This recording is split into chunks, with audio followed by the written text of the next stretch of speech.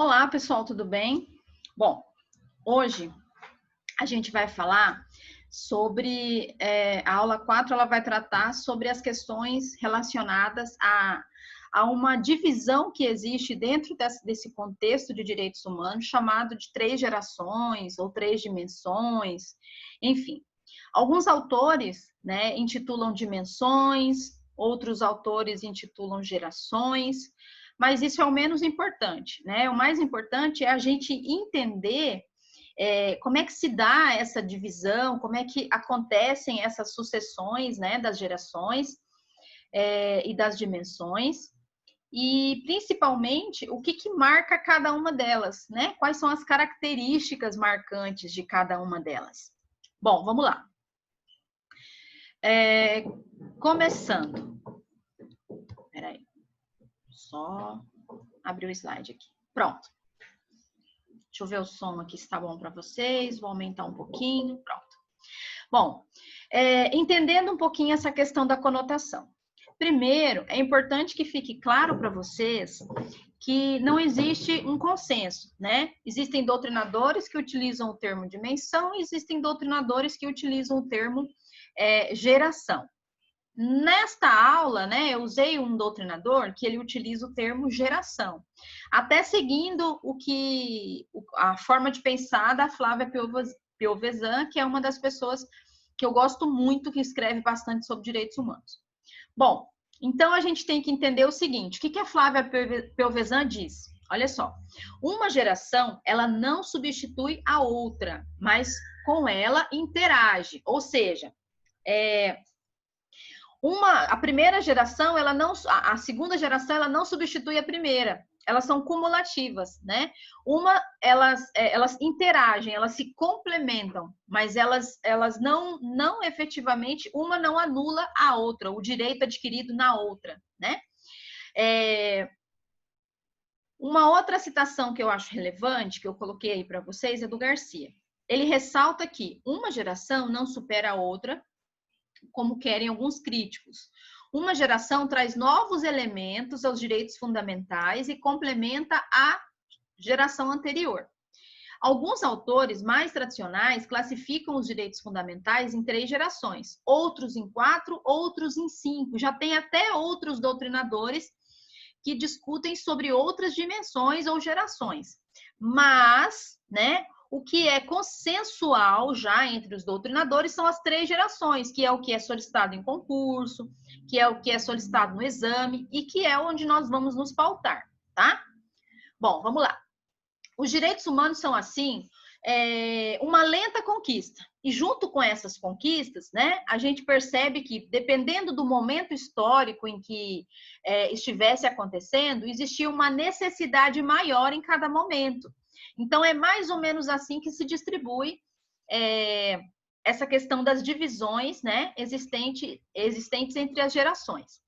Uma coisa interessante também que a gente precisa levar em consideração é que a primeira pessoa que começou a discutir sobre essa questão das divisões, né, das dimensões dos direitos humanos, foi um francês, né, que é o Carter Vazac, que ele faz uma referência a essas divisões, né, efetivamente linkadas com aquelas 3 palavrinhas, né, que são ligadas à Revolução Francesa, que é liberdade, igualdade e fraternidade. E essa sequência de primeira dimensão, de segunda dimensão, de terceira dimensão, terem esta sequência de liberdade, de igualdade, de fraternidade, a gente pode associar aos momentos históricos em que cada situação dessa estava acontecendo. Né? Principalmente em momentos onde nós já discutimos na aula 2 sobre as questões relacionadas ao absolutismo, né? Sobre a forma de governo monárquico, onde a vontade do monarca era superior a tudo, ele não precisava garantir direito algum, né? Ele fazia o que ele queria, o seu bel prazer, para o seu benefício próprio, sem justificar nada, ele tomava a propriedade que ele queria, ele mandava matar quem ele queria, ele fazia, né, os desmandes que o absolutismo monárquico promovia. E aí, dentro dessa realidade, a gente viu as revoluções, né? A gente viu as revoluções que a gente estudou, a Revolução Americana, a Revolução Francesa, né? As primeiras insatisfações dos governos, né? Onde a gente percebeu lá na época dos governantes, na época da Carta Magna, né? Que tinha sempre essas questões relacionadas a direitos humanos, elas estão linkadas com essa questão do absolutismo, né? Da ausência de direitos para a sociedade, de um modo geral, né? De um mínimo de dignidade para que as pessoas possam, né, ter uma vida digna, né? Promover a dignidade da pessoa humana. Então, Karel Vazak, efetivamente na França, em 79, ele começa a ter essas primeiras interpretações, essas primeiras reflexões acerca das divisões dos direitos humanos em gerações, e ele linka, né, essas gerações efetivamente com vamos ler assim, o slogan, né, da Revolução Francesa, que é liberdade, igualdade e fraternidade, né? Bom, é importante a gente ressaltar essa questão da indivisibilidade, né? O que é essa indivisibilidade dos direitos humanos? As gerações, que fique bem claro, por mais que a gente tenha direitos de primeira geração, direitos de segunda geração e direitos de terceira geração, eles estão linkados com a necessidade decorrente do momento histórico em que cada sequência dessa acontecia, né? Num primeiro momento, a liberdade era a expressão maior da vontade popular, né? A garantia maior que precisava acontecer. Num segundo momento, essa liberdade por si só, ela já não se satisfazia, né? Tinham outras necessidades, mas existe uma indivisibilidade, ou seja, é importante que, por mais que surjam outras necessidades, de acordo com a história, né, outras necessidades que o ser humano ele detinha, a liberdade ela não pode ser esquecida. E quando a gente conversa e pede, por exemplo, com as relações ligadas à segunda geração, a gente não pode se esquecer da primeira. Uma não anula a outra, elas são indivisíveis, ou seja, elas estão interligadas, entrelaçadas, elas se complementam, né? Ou seja, quando a gente pede num primeiro momento sobre liberdade, no segundo momento, vamos dizer assim, o anseio maior é sobre igualdade, porque ser livres por si só já não era suficiente para a garantia dos direitos de necessidades básicas do ser humano. Então, passou-se a ter uma necessidade à igualdade, mas vamos por partes. Bom, então, entendendo aqui, ó, o segundo parágrafo diz o seguinte: talvez seja mais apropriado falar em dimensões dos direitos humanos, não compreendendo qualquer hierarquia entre eles. Não existe hierarquia no sentido de uma ser maior ou superior à outra, né? Uma das fases ou uma das dimensões.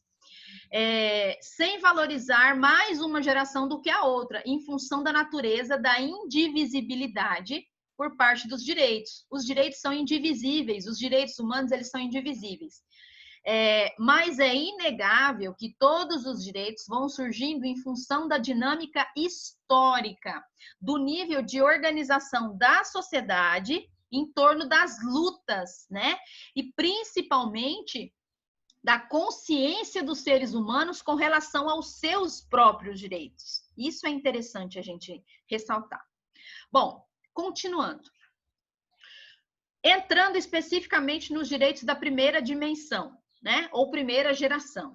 Bom, os primeiros direitos reconhecidos, né, como direitos humanos, surgem no contexto da luta contra a tirania dos governos absolutistas, como nós já falamos bastante.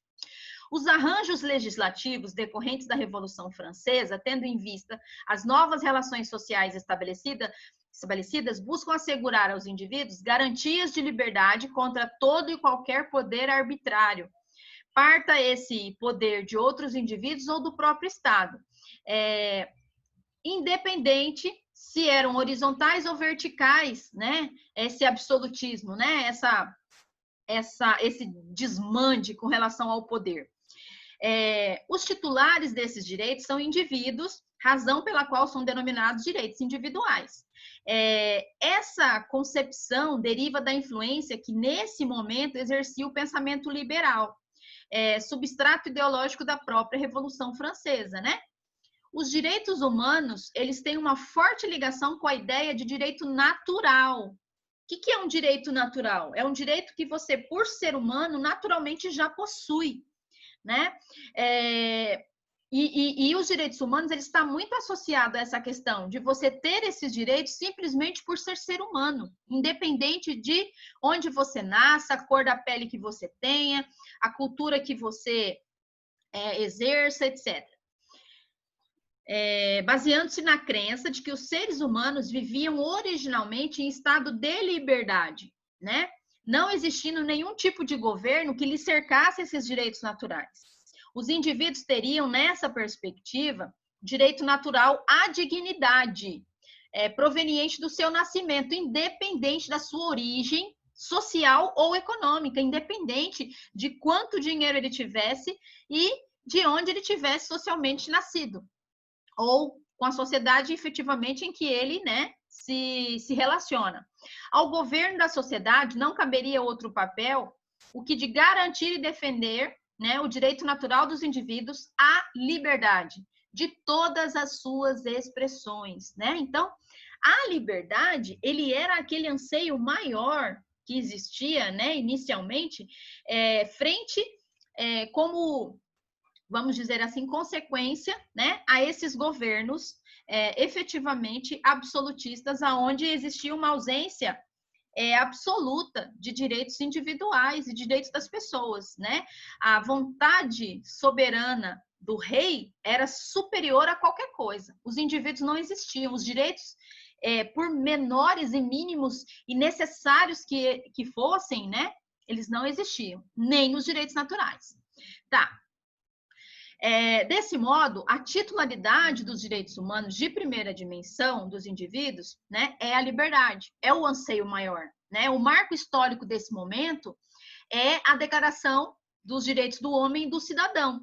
Contudo, esse instrumento significou o avanço revolucionário para as condições objetivas da época, mas também com todos os limites que essa mesma condição impunha ao processo social. Os direitos individuais assegurados nesse primeiro momento devem ser analisados na perspectiva do conjunto da sociedade, de maneira que as liberdades públicas são compreendidas como direitos civis e direitos políticos. O que é liberdade pública? Liberdade do povo, né? A liberdade da sociedade, ela era entendida como essa liberdade tanto se refere às questões dos direitos civis como políticos.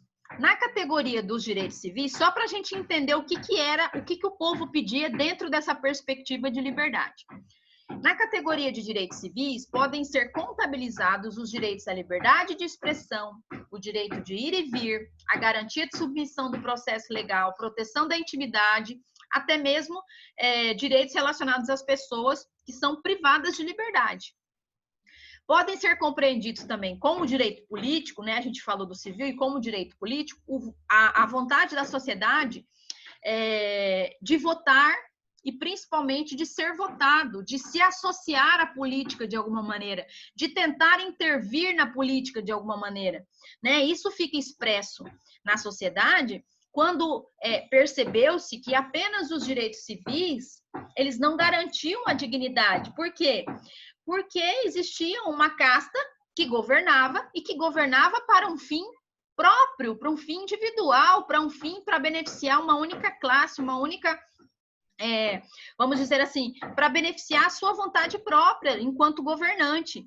Então, aí, a sociedade passou a entender que eles precisavam também de direitos políticos, eles precisavam ter o direito de votar e ser votado, né? Porque não era uma coisa conquistada, né? As pessoas que tinham exclusivamente, apenas as pessoas que tinham um determinado, vamos dizer assim, uma determinada, que pertenciam a uma camada social muito elevada, é que tinham o direito de votar.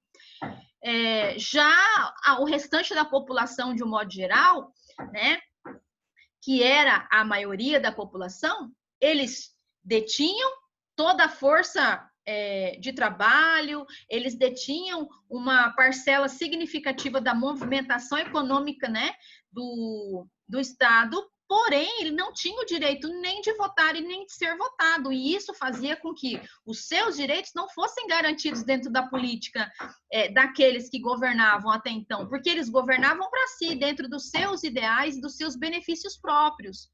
Então, percebeu-se que apenas as garantias, né, promovidas pelos direitos civis eram poucas. Então, passou-se a perceber que os direitos políticos também eram extremamente relevantes para esse entendimento. E nesse contexto, fecha-se, né, as questões relacionadas aos direitos de primeira dimensão.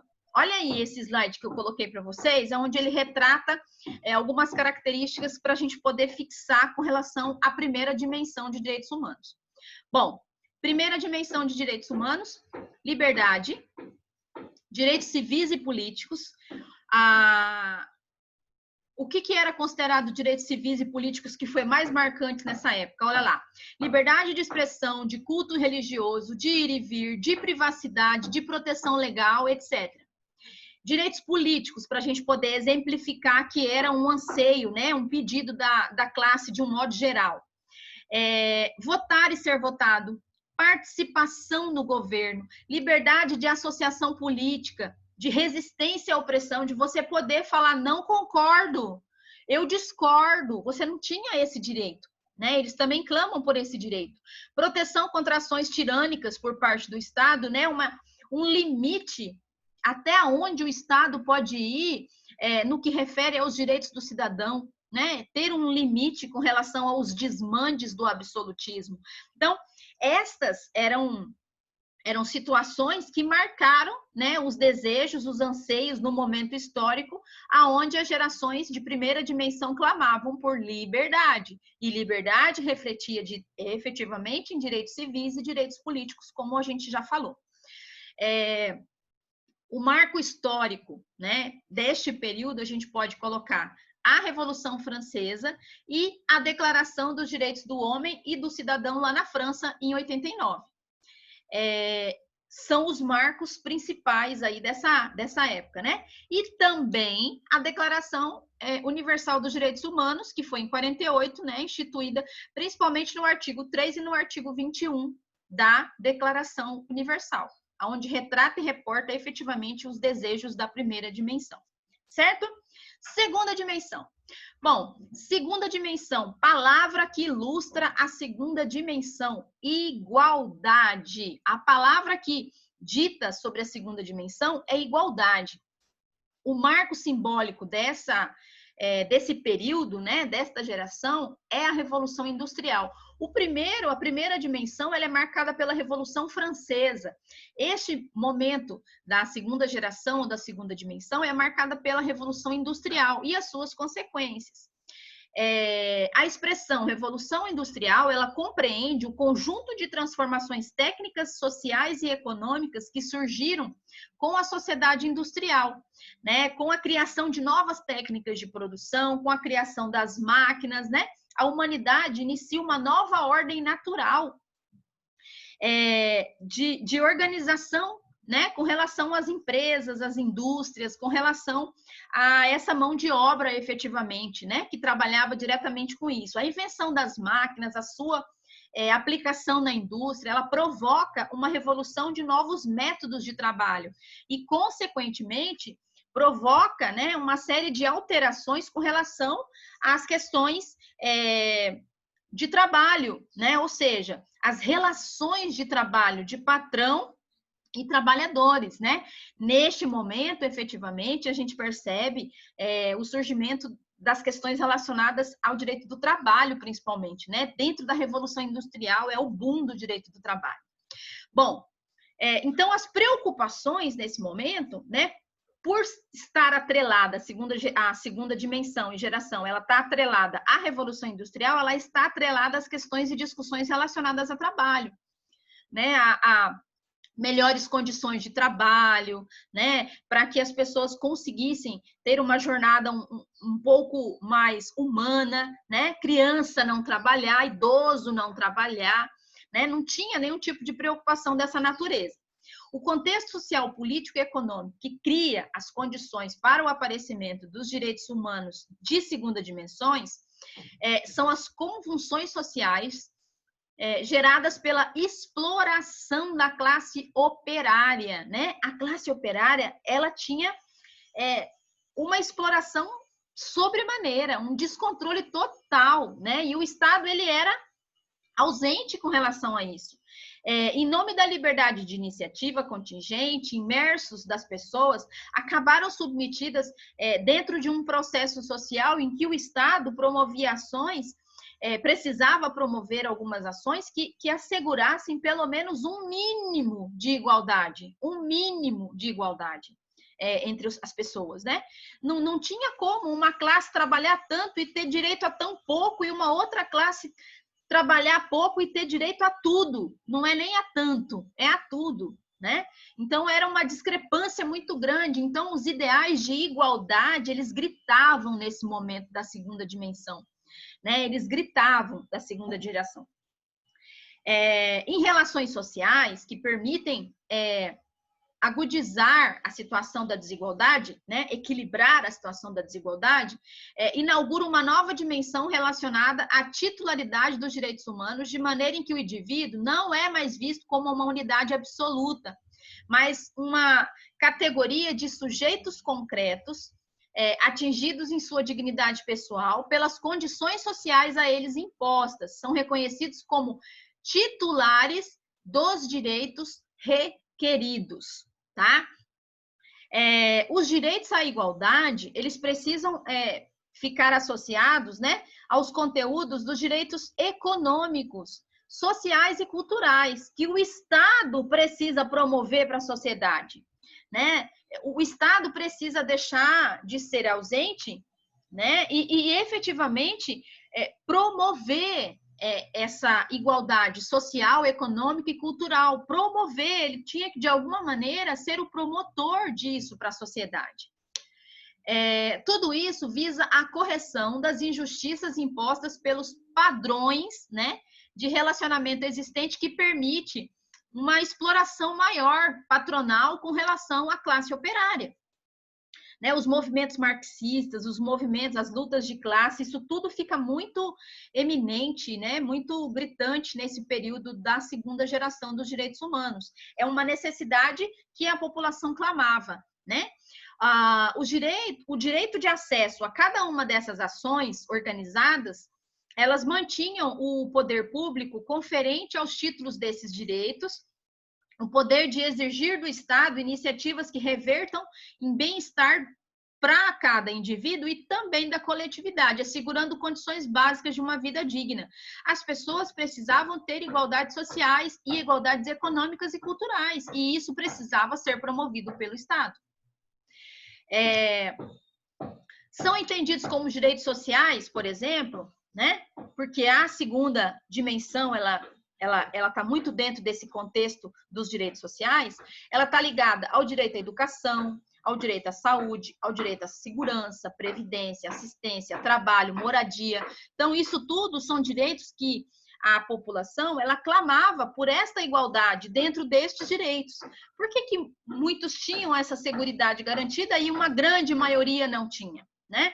Direitos econômicos referem-se à produção e ao justo consumo da riqueza produzida na sociedade, produzida pela sociedade, podendo ser listadas nessa categoria a valorização do trabalho e a remuneração justa, tá? Menos exploração, eles pediam. E os direitos culturais, eles dizem respeito efetivamente às questões de bem cultural, ou seja, inclui a participação ativa da sociedade, né, na comunidade, na cultura, no patrimônio popular, né, constituído aí dos bens materiais e imateriais. É você ter o direito, né, de construir a sua própria história, de ter as suas referências com relação à identidade cultural da sua comunidade. Isso era uma das coisas que eles clamavam com relação aos direitos à cultura, né? Efetivamente. O que a gente pode reportar, né, como um resumo que eu coloquei aqui para vocês nesse slide dos direitos de segunda dimensão ou geração? A palavra-chave é igualdade, e ela está pautada em direitos econômicos, direitos sociais e direitos culturais, né? O que marca efetivamente o marco histórico dessa segunda dimensão é a Revolução Industrial, né? Os direitos sociais, eles podem ser exemplificados por direito à educação, saúde, previdência, trabalho, moradia, etc.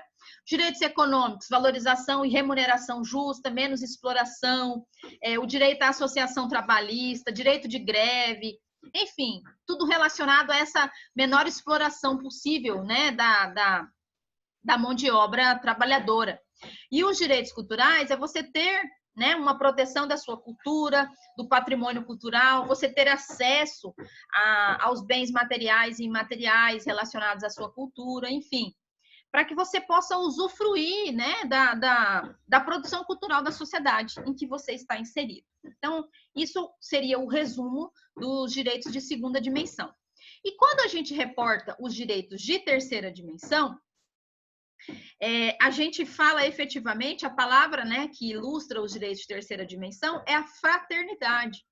Ou seja, os direitos de terceira geração, eles são considerados uma resposta aos conflitos mundiais. Então, terceira geração dos direitos humanos, ela acabou de acontecer, a todos os conflitos que a gente vê, né, com relação a guerras mundiais, Segunda Guerra Mundial, enfim, isso tudo está dentro desse contexto da terceira geração de direitos humanos.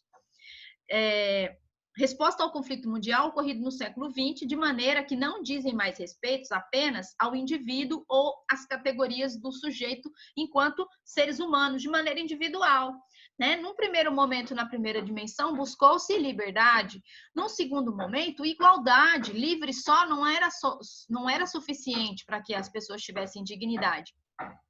Aí clamou-se por igualdade. E na terceira dimensão, clamou-se por fraternidade, o mundo, né? A Declaração dos Direitos Humanos, principalmente, ela tentou, a criação da ONU, foram todas tentativas de fazer com que houvesse uma reparação com relação às atrocidades ocorridas por esses momentos de guerra, né? Esses momentos que foram pautados por essas revoluções, né? Principalmente a Primeira e a Segunda Guerra Mundial, a Guerra Fria, de um modo geral também, enfim.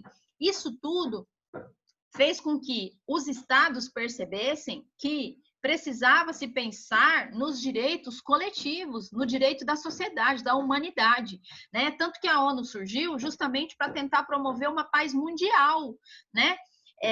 Coletiva, né? Os direitos individuais podiam até ser garantidos, mas precisava existir uma fraternidade universal, né? Um benefício, um pensamento coletivo, para tentar ir na contramão dessas guerras, né? Desses conflitos que aconteceram no século XX. Bom, são direitos extensos, não apresentam limites precisos e os contornos da titularidade não são totalmente definidos. A indeterminação da titularidade desses direitos levou-se à classificação de direitos difusos, né, que se colocam como a reação ao extermínio das massas humanas e a destruição da natureza. Uma coisa que percebeu-se principalmente, né, que essa terceira dimensão, através vamos dizer assim, do anseio de fraternidade, deixou muito claro, é que esses direitos difusos, o direito de alguns segmentos, principalmente, mas direito principalmente coletivo, relacionado a essas questões. Surgiu nesse momento de terceira dimensão as preocupações com relação à natureza, né, as preocupações ambientais, porque o mal maior que era cometido num determinado estado, pelas questões naturais, por exemplo, não terem tantas fronteiras, né, o que acontecia? O que aconteceu no pós-guerra, por exemplo, com a extinção de alguns estados, enfim, a gente percebeu aí guerras nucleares, né? A gente percebia que vários estados colhiam que foi deixado com relação às perdas ambientais que aconteceram, né? A gente dividia o prejuízo ambiental. Então, começou-se a pensar um pouco mais sobre isso, né? Alguns exemplos, por exemplo, de direitos de terceira dimensão ou difusos, seria o direito à paz, que foi exatamente no momento em que a ONU surgiu. E assim, se vocês forem refletindo, vocês vão ver o quê? Primeiro, 43, acabou o quê? Fascismo na Itália. 45, acabou o quê? Foi a extinção do quê? Do nazismo na Alemanha, né?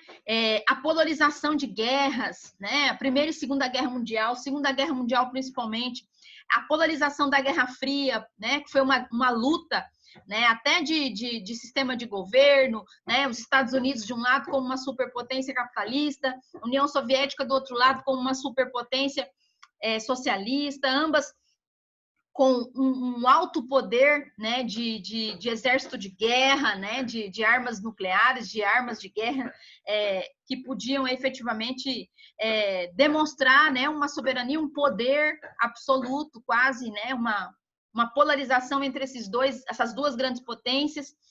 E tudo isso, quando nesse momento, justamente em que tudo isso acontecia, né? Que não foi por acaso, imagina, 43, fascismo, 45, nazismo, né? A Primeira e Segunda Guerra Mundial acabou em 45, enfim, todos esses grandes conflitos, né, mundiais aí, essas atrocidades que fizeram com a sociedade, né? Elas acabaram mais ou menos dentro desse período de 43, 45. 45 surgiu a ONU. Qual era o anseio principal da ONU? Era promover a paz mundial, que é exatamente acerca desse momento em que entra a terceira dimensão, certo? Bom, deve-se ressaltar que os direitos de terceira dimensão são também denominados por alguns teóricos como direito à solidariedade, no lugar de fraternidade. Alguns doutrinadores utilizam fraternidade, mas meio que consensual é fraternidade, tá? Mas você também vai encontrar solidariedade.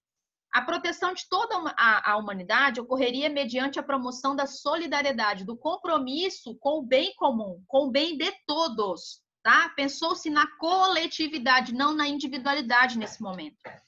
A concretização dos direitos difusos, sendo um encargo de toda a sociedade humana, seria a expressão mais concreta da solidariedade e não da fraternidade para alguns, pois teria uma conotação puramente religiosa, razão pelo qual a solidariedade seria o novo nome, né, da fraternidade. Eles achavam que a fraternidade podia ter uma conotação religiosa e a solidariedade, pela essência da palavra e o significado em si, ele resultaria e ele expressaria melhor o sentimento, né, de preocupação do bem comum. É fato que os princípios da liberdade e da igualdade desempenham um papel político importante, né, na evolução da sociedade, ficando o princípio da fraternidade relegado à esfera privada, e em particular à esfera religiosa. Esvaziou-se o seu significado civil e político, adquirindo esse conceito uma conotação meramente emotiva e sentimental, um ideal que não se materializa com a liberdade e a igualdade. Recuperar o valor jurídico-político da fraternidade requer exatamente superar a confusão existente entre o seu conceito e a solidariedade. No entanto, parece que a solidariedade ela não segue a mesma lógica da fraternidade. Podemos ser solidários, né, permitindo, no entanto, que as desigualdades permaneçam, né? A gente somos solidários com a causa do outro. Fraternidade, por sua vez, ela refere-se a uma sociedade verdadeiramente igualitária, né? Amor fraternal, né? Fraternidade.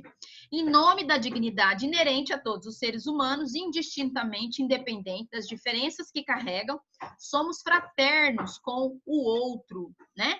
Somos fraternos com o outro. As pessoas são diferentes uma das outras, mas ao mesmo tempo também são semelhantes, porque são irmãs em humanidade, filhas de uma mesma família humana, né? Somos seres humanos. Dessa maneira, parece mais apropriado denominar a última etapa evolutiva dos direitos humanos como fraternidade, pois esse valor, ele enriquece a liberdade e a igualdade. Percebam, num primeiro momento, liberdade não se satisfez por si só com relação às necessidades básicas da população, pensou-se em igualdade, e aí a gente percebeu, aí depois também a sociedade percebeu que precisava de um pouco mais de fraternidade, de preocupação com o bem comum, com o bem coletivo, principalmente, né? E uma coisa não anula a outra, elas se complementam, o que é mais interessante a gente discorrer, né? Por isso, pode-se afirmar que a terceira dimensão dos direitos humanos sintetiza as dimensões anteriores, abrangendo todos os demais direitos. Por quê? Porque quando a gente fala de fraternidade, a gente não anula os direitos adquiridos, né, de maneira da liberdade civil e política, né? E nem da igualdade, que a gente discute ali exatamente no momento em que economicamente havia uma discrepância muito grande com relação às pessoas, né?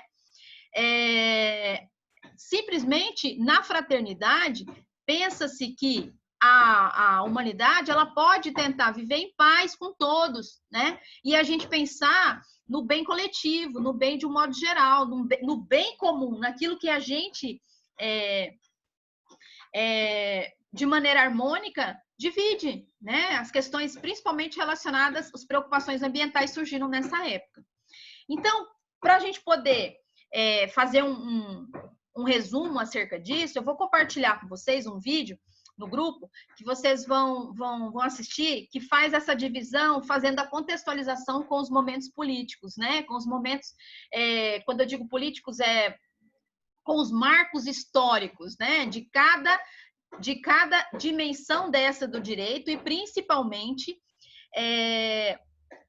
cada anseio que ia surgindo na sociedade de um modo geral, certo? Eu vou compartilhar o vídeo com vocês, né? Aqui fica muito claro, né, as 3 dimensões do direito, né?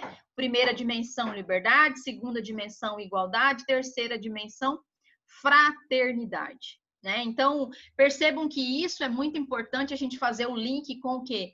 Com os momentos históricos da aula 2 que a gente já discutiu, porque eles estão efetivamente inseridos dentro do contexto histórico, porque esses direitos, eles surgiram, eles emanaram de uma vontade popular. Então, é interessante a gente fazer o link o tempo inteiro com esses momentos e com esses marcos históricos. Certo, gente? Espero que vocês tenham compreendido. Espero que eu tenha sido clara para vocês. Até a próxima aula. Tchau, tchau.